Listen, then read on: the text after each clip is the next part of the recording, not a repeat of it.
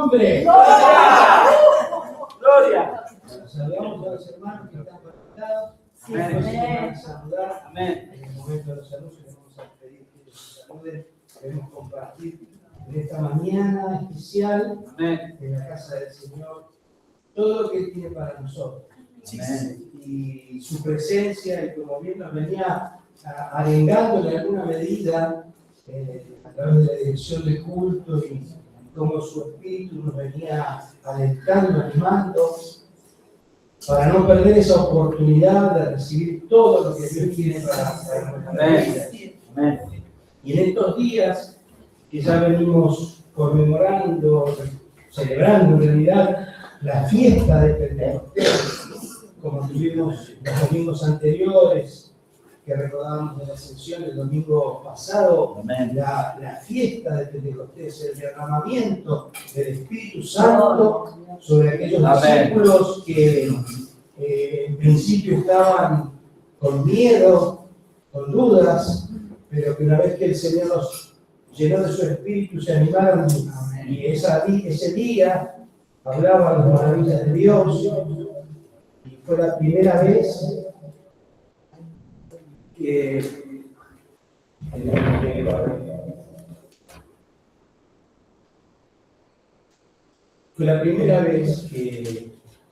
después del mensaje del apóstol Pedro, 3.000 personas se convirtieron ese día al Señor.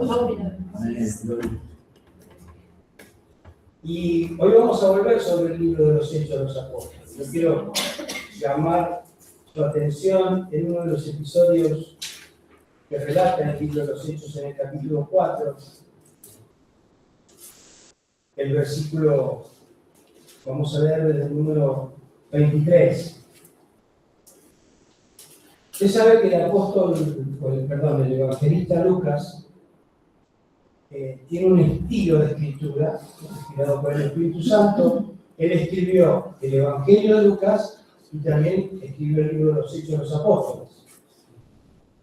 Y en el libro, especialmente en el libro de los Hechos de los Apóstoles, Lucas, que era médico, era una persona preparada también para la escritura, utiliza un estilo de escritura que va haciendo algunos resúmenes.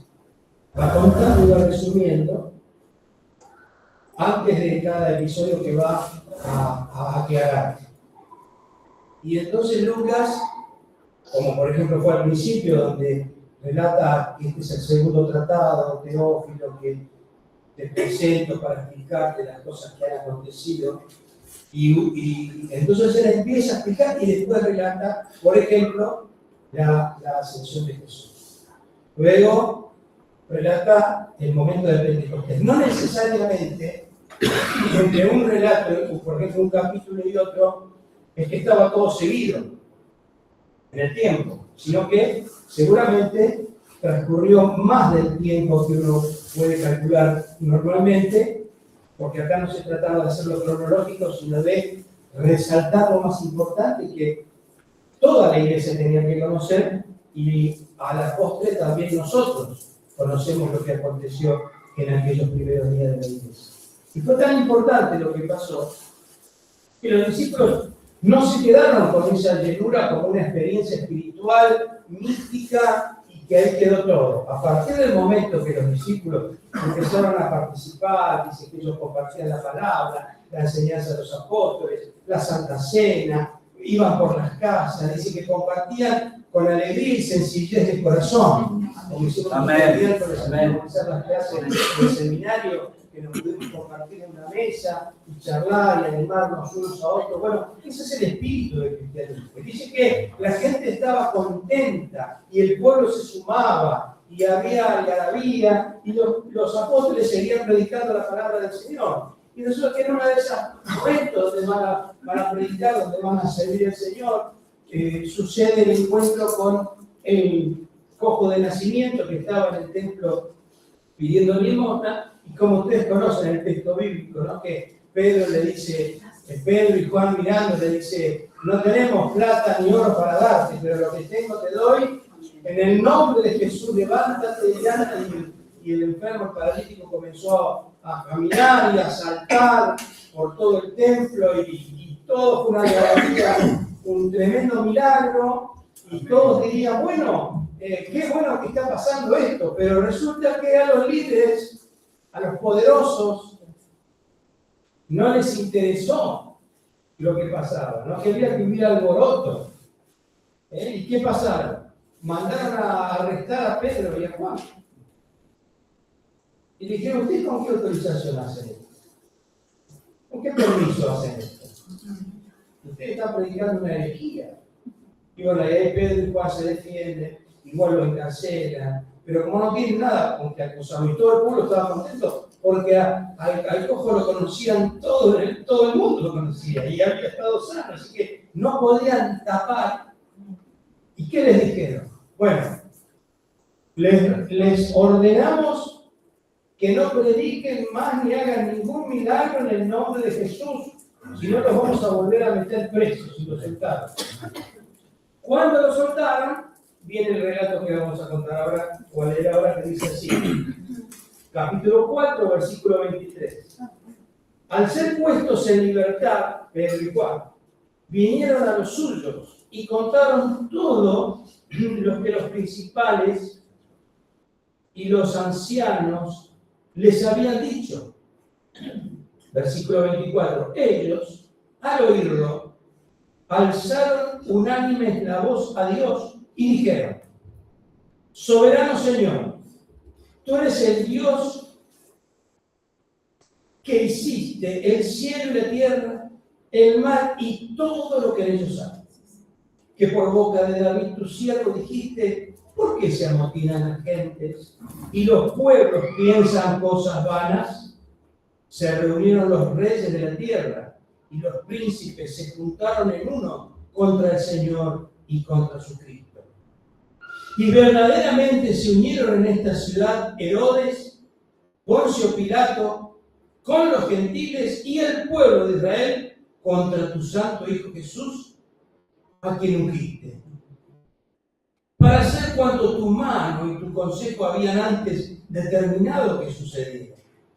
Y ahora, Señor, mira sus amenazas y concede a tus siervos que se queden calentitos, sentados y tranquilos adentro de la iglesia. ¿Así dice? No.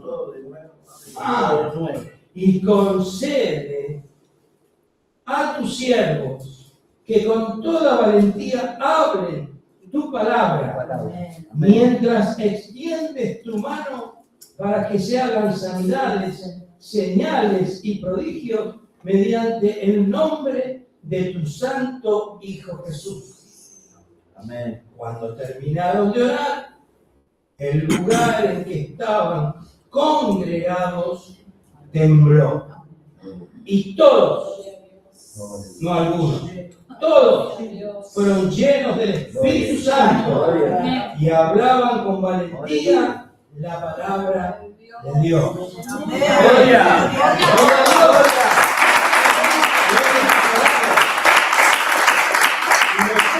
Y nosotros la creemos, creemos, la tomamos, le pedimos al Señor que se haga realidad en nosotros, pero que nos quedemos calentitos y tranquilos, que llueve, no vamos a andar dando vueltas por ahí. No, fíjese algunos detalles, ¿no? Ellos puestos en libertad, Pedro y Juan, podrían haber recapacitado. Che, no se nos fue la mano. Jesús, cuando hacía milagros, decía que la gente no lo supiera. Y nosotros dejamos que este paralítico sanado entrara al templo y empezara a saltar y a alabar a Dios. No se nos habrá ido la mano con el milagro. Nos tendremos que llamar a silencio. Va a ser mejor, va a ser una mejor estrategia para que podamos seguir predicando. No, ellos inmediatamente fueron a los suyos. No se sabe si eran los más allegados o el grupo de la congregación. No se olviden que ya a esa altura eran más de 3.000.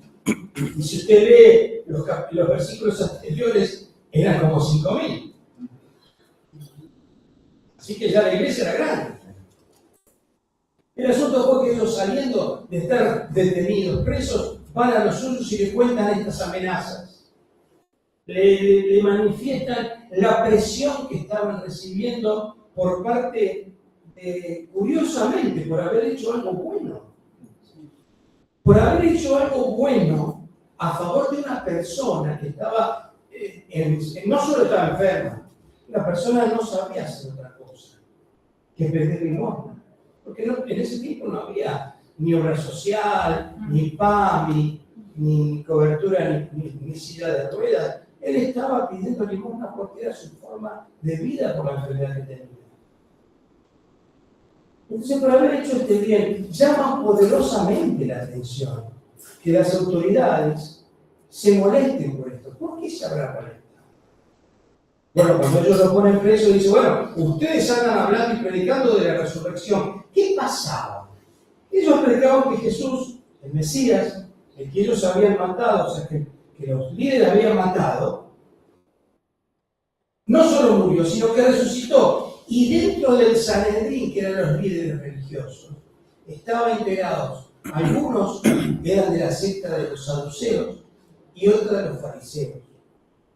Y dentro de la secta de los saduceos, ellos no creían en la resurrección de los muertos. Y los saduceos eran personas muy ricas, eran las personalidades. Vio que usted, por ejemplo, si usted, no me haga nombres por las dudas, pero si usted tendría que decir de Comodoro Rivadavia, ¿cuántas son las 10, 15, 20 familias más poderosas? Y seguramente van a aparecer algunos nombres, unos más conocidos y otros no, porque son los que detrás de los gobiernos, no solo en Comodoro, sino en los países, son los que manejan los hilos. Bueno, no pasaba distinto allá. Entonces los saduceos y los fariseos, en realidad, ellos no estaban muy preocupados ni por la doctrina, ni porque verdaderamente a este cojo lo hayan sanado, porque sinceramente no les importaba a la gente. Lo que a ellos les importaba era mantener su espacio de poder. Y si se hacía mucha algarabía, mucho alboroto, mucho revuelo en el pueblo que estaba, no se olviden, dominado por el Imperio Romano, los romanos iban a empezar a decir, che, ¿qué les está pasando a ustedes? Que hay mucho revuelo, hay mucha sedición, y este que habíamos mandado a matar, ustedes les pidieron que lo mataran, lo matamos y sigue el asunto revuelto. Es decir, que el Evangelio molesta a los poderes de turno, cuando es predicado y cuando es manifiesto como se debe manifestar. Como digo, no sentándonos tranquilos abajo del techo cuando hace frío, sino cuando la gente, los siervos salen y predicamos la palabra del Señor como debe ser predicada. Y esa era la molestia que ellos tenían. Se les movía el espacio de su poder, porque la gente los empezaba a seguir a los discípulos y a ellos no, porque veían que los discípulos, en el nombre de Jesucristo, hacían señales y milagros y predicaban que ese era el verdadero Cristo, y no esa religión fría, esa religión apática, y esa religión que se había olvidado de los pobres y de los necesitados. Entonces, cuando ellos van a los suyos y le cuentan todo esto que estaba pasando, qué curioso dice, y habiendo escuchado esto, alzaron unánime la voz. ¿Cómo habrán orado? Sabemos la oración. Lo que no sabemos si oró uno en nombre de todos, porque si hubieran orado todos a la vez, ¿cómo se hubiera escuchado esta oración? Aparentemente, uno elevó la voz, uno elevó la oración y los demás acompañaron. Y fue una oración muy específica y muy bíblica, muy profética.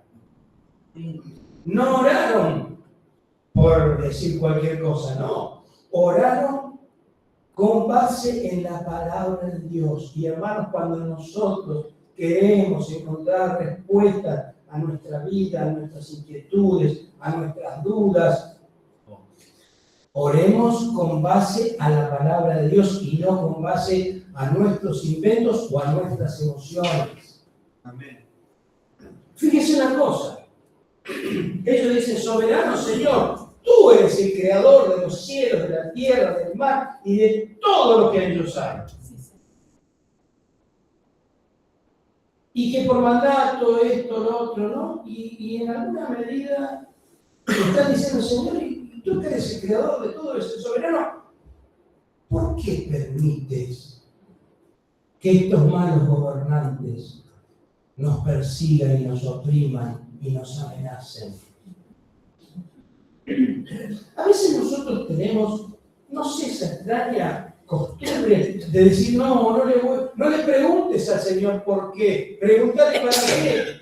No, hermanos, eso no es una muestra de fe. No crea que porque usted no le cuestione, la fe verdadera cuestiona. ¿Cuántas veces a usted le han pasado cosas, situaciones que no las puede entender, y usted va en silencio y dice, Señor, ¿por qué me está pasando esto? ¿No es cierto? ¿O no? Sí, amén. Amén. Y hay que decírselo, Señor, me siento así. Hoy me está pasando esto y no lo entiendo, Señor. Yo sé que tienes un propósito. Yo sé que en definitiva vas a cumplir tu buena voluntad agradable y perfecta para mi vida, para mi familia, para la iglesia, pero no logro entender, Señor. Y hoy te pido que me ayudes. Eso es el sincero delante del Señor. Por eso ellos van al Señor y dicen, Señor, mira sus amenazas. En alguna me dice, Señor, nos han enviado a predicar. Claro, pero el Señor no dijo que iban a predicar y no les iba a pasar nada. No, Él les dijo, así como estuvieron en mi contra, van a estar en contra de ustedes. Amén. Por lo tanto, ellos tienen la sabiduría y dicen, Señor, otra cosa curiosa, ¿qué fue lo que le pidieron al Señor? A ver, ayúdame. ¿Qué le pidieron al Señor? Concédele que Valor. antes del denuedo, ¿qué dice? Y ahora, Señor, mira sus amenazas, ¿no? Y ahí viene la concede a tus siervos que con toda valentía hablen tu palabra. ¿Y qué estaban haciendo Pedro y Juan antes de sanar al cojo de nacimiento? Estaban predicando. Dice, concede que por las manos se hagan señales y prodigios. ¿Y qué había pasado? Se habían hecho señales y prodigios. Es decir, que de alguna medida le decía, Señor, que continúe la fiesta, que continúe el desafío, no nos vamos a amedrentar, vamos a seguir creyendo y vamos a seguir haciéndolo. Y acá dice el original, cuando dice, ay, cuando ustedes con valentía, con osadía, quiere decir sin ningún prurito, sin ninguna vergüenza, sin ningún miedo, concédenos que con toda osadía y valentía prediquemos tu palabra. La iglesia está predicando la palabra de Dios con tanta osadía y valentía, o decir, no, por ahí, si decís esto se va a ofender, no, mirá, los políticos, no, esto, no, lo otro. Yo me acuerdo, los jóvenes van a decir, mira, ya está hablando del prehistórico, el niño no sabía. Pero bueno, si voy a hablar de otro, tengo que hablar también de lo que uno tiene experiencia. Nos pasó en el año deportes en el recuerdo estamos. Corría el año 1987 en la ciudad de Pilar. Y teníamos la iglesia, estábamos predicando, en una iglesia chiquitita, más alto que esta, mucho más alto. Yo trabajaba en el banco y yo sabía que en ese momento era el auge de los country, de los clubes de campo, los country. Y también Pilar en ese momento era el lugar que más apuestas de quiniela tenía, que más usureros había. Y yo me enteraba en el banco los clientes que no andaban bien, ¿no es cierto?, económicamente, y que terminaban en la usura pidiendo dinero y explotando a la gente, y terminaban ellos cada vez más ricos y la gente cada vez más pobre.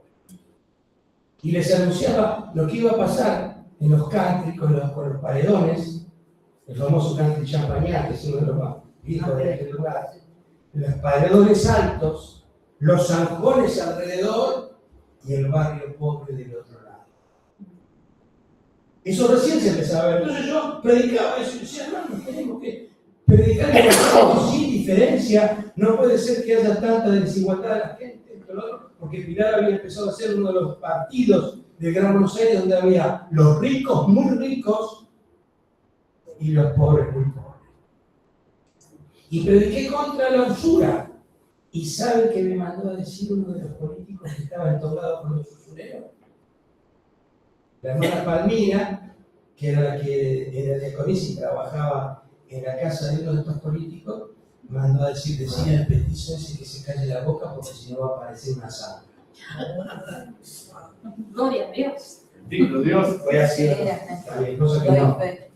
Y yo me callé la boca, imagínense, soldado que huye sin la guerra. ¿Usted qué cree que me callé? No. Amén. Seguimos predicando el Evangelio como corresponde, sin temor, porque en definitiva, quien nos ha enviado a predicar no es nuestro mensaje. Es el mensaje del Señor. Amén. Y es profetizar, justamente profetizar y denunciar el pecado. Amén. Así que ese denuedo, que estos discípulos, estos hermanos pidieron en esa oportunidad, que se extiendan las señales, que se continúen los milagros, no tenemos que bajar los brazos, no tenemos que abandonar este camino que llevamos, de un camino de misión, de un camino de entrega, de un camino de esperanza, pero también de un camino que confronta con el pecado. Fíjese lo que ha pasado, por ejemplo, con estas criaturas que han matado, todas esas oscuras relaciones, que ya seguramente espero que se haga justicia y que se sepa la realidad. Ahora, nosotros sabemos, aunque no podemos discernir cuál y quién, pero que toda la política está entongada con las barras bravas de fútbol, con la droga, con el AMPA, con todas estas idas y vueltas, ese mundo de pecado y de oscuridad y de maldad que hay. Por eso la iglesia tiene que levantar el estandarte, el escudo y la larga de la verdad que se hablaba hoy, y levantar el mensaje del Evangelio para que la gente se arrepienta, se convierta, que abandone sus caminos y se entreguen a Jesús y que cambien sus vidas, hermanos. Porque si no, no van a parar estas puertas, al contrario, cada vez va a ser peor. Pero que el Evangelio siga alumbrando y que la iglesia no baje los brazos. Por eso, en esta oración, cuando terminaron de orar, el lugar que estaban congregados tembló. No dice que fue un terremoto, dice que se sacudió y que todos los que estaban adentro, todos los que estaban participando, fueron llenos del Espíritu Santo y hablaban con valentía la palabra de Dios. Y eso es en todo lugar donde cree la palabra de Dios, no distraernos, no despertarnos, no quedarnos con un mensaje light, con un mensaje de evangelio diluido, sino con el poder del Espíritu Santo que invita y convoca a la gente que se arrepienta, pero también le da la sanidad de una nueva vida, la salida de tener a Cristo en nuestro corazón, la salida que nos abre la mente para mirar como Dios quiere y para sentir como Dios quiere. Gloria a Dios. Vamos a orar. Amén. En el nombre de Jesús, también nosotros, Señor, miramos las amenazas, miramos lo que pasa en nuestra sociedad, lo que pasa en nuestra Argentina, lo que pasa en nuestros barrios, Señor. Vemos la mentira, la corrupción, el pecado. Vemos, Señor, la desidia de muchos líderes religiosos. Vemos también la apatía muchas veces en nuestras propias vidas y en nuestras congregaciones. Pero queremos sacudirnos de ese polvo de letargo, Señor, de esa pasividad que no desafía, sino como hicieron tus discípulos, como hizo tu iglesia. Levantar unánimes la voz a ti, Señor, para pedirte, para rogarte que infundieras sobre todos tus hijos y tus hijas más valentía, más poder, más llenura de Espíritu para poder anunciar este mensaje de buenas nuevas. Nuestra sociedad necesita ese mensaje de buenas nuevas y contundentes, con milagros, con señales, con prodigios, con vidas transformadas. Gloria a tu nombre, Señor, y que tu Espíritu Santo sea quien vaya por delante, por detrás, que lo inunde todo, Señor. para que convenza y para que verdaderamente podamos ver tu gloria moviéndose en este tiempo, Señor, donde no podemos perder ese tiempo especial que tú nos estás dando. Y en esta mañana, sea una mañana de triunfo, sea una mañana de victoria, Amén. sea una mañana para la gloria y para la honra de tu nombre, llenando nuestras vidas, Señor, llenándonos con el poder de tu presencia y que salgamos renovados. Que salgamos, Señor, con esa fortaleza para compartir con otros este bendito mensaje, el mensaje de Jesús. Gracias, Señor. Gracias por tu iglesia y gracias